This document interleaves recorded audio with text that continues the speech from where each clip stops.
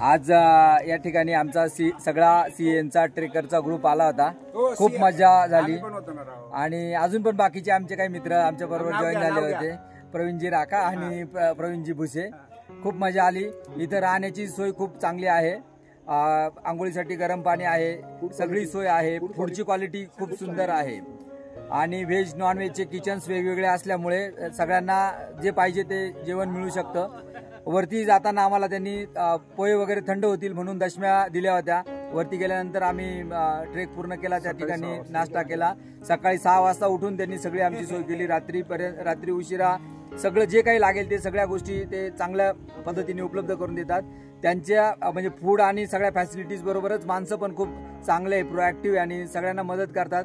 आमच्या बऱ्याच ऑर्डर्स, काही गोष्टी ताक वगैरे आम्ही ऐन वेळेवर सांगितलं ते त्यांनी धोडंब्यामधून बाजूच्या गावावरनं पण मागवलं, पण कस्टमरला खुश करायचं काम ते करत असतात। धन्यवाद।